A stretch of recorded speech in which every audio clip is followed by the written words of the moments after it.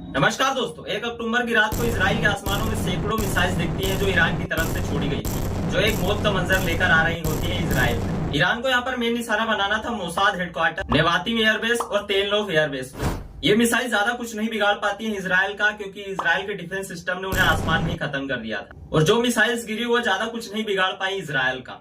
मगर दोस्तों, Iran Israel से पंगा क्यों ले रहा है? क्या वो अपनी पावर बताना चाहता है या फिर इस युद्ध की शुरुआत ही इजराइल ने करी? और आज की इस वीडियो में हम जानेंगे इस युद्ध की मेन वजह को, और हम जानेंगे कि इजराइल का डिफेंस सिस्टम इतना पावरफुल क्यों है और क्या ये युद्ध वर्ल्ड वॉर 3 की शुरुआत है। तो चलिए शुरू से शुरू करते हैं।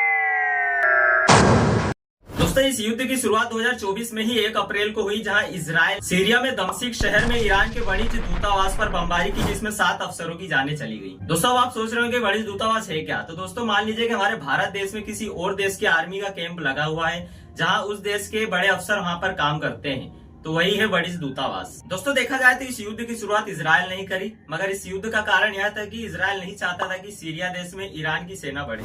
इसके बाद फिर 13 अप्रैल को इजराइल के हमले का बदला लेने के लिए और उन 7 अफसरों की जाने गई उनका बदला लेने के लिए फिर ईरान ने अटैक किया। ईरान ने फिर 120 बैलिस्टिक मिसाइल्स और 170 से ज्यादा ड्रोन से अटैक किया, जो काफी खतरनाक साबित हुआ इजराइल के लिए। और इस युद्ध की सबसे चर्चा होने वाली बात है इजराइल का डिफेंस सिस्टम। इनका सबसे जाना माना डिफेंस सिस्टम है आयरन डोम, जिसकी रेंज है 10 किलोमीटर की हाइट और 70 किलोमीटर की डिस्टेंस। अगर इतनी दूर से कोई मिसाइल अटैक करता है तो ये उसे खत्म कर सकता है। अगर इससे ज्यादा डिस्टेंस से कोई अटैक करता है तो उसके लिए है डेविड स्लिंग, जिसकी रेंज है 15 किलोमीटर की हाइट और 300 किलोमीटर का डिस्टेंस। मगर देखा जाए तो ईरान से इसराइल की दूरी है 1000 किलोमीटर, तो इसके लिए है सबसे powerful defence system arrow system, जिसकी रेंज है 2200 किलोमीटर। अगर स्पेस से भी कोई मिसाइल अटैक करता है तो ये उसे भी खत्म कर सकता है। और दोस्तों, ऐसा नहीं है कि कोई बार बार देश मिसाइल से अटैक करता जाए और ये डिफेंस सिस्टम उसे फोड़ते जाएंगे, क्योंकि इनमें यूज होने वाली मिसाइल्स काफी महंगी आती है।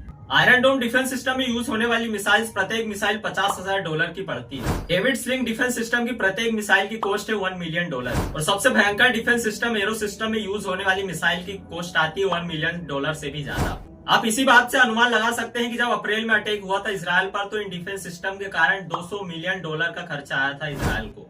अगर इंडियन रुपीस की बात करें तो 16 अरब से भी ज्यादा। दोस्तों, इस युद्ध में इसराइल का साथ अमेरिका, ब्रिटेन और जर्मनी दे सकता है, और ईरान की मदद कर सकता है रूस, क्योंकि जब रूस यूक्रेन के साथ युद्ध लड़ रहा था तो ईरान ने भी वेपन्स की सप्लाई करी थी रूस को। दोस्तों, अभी वर्ल्ड वॉर 3 का कोई सार नहीं दिख रहा है, क्योंकि ईरान और इसराइल की अनबन हमेशा से चलती आ रही है और कुछ भी कहा नहीं जा सकता। अगर कोई दूसरा देश इन्वॉल्व होता है इस युद्ध में तो ये विश्व युद्ध 3 बन सकता है।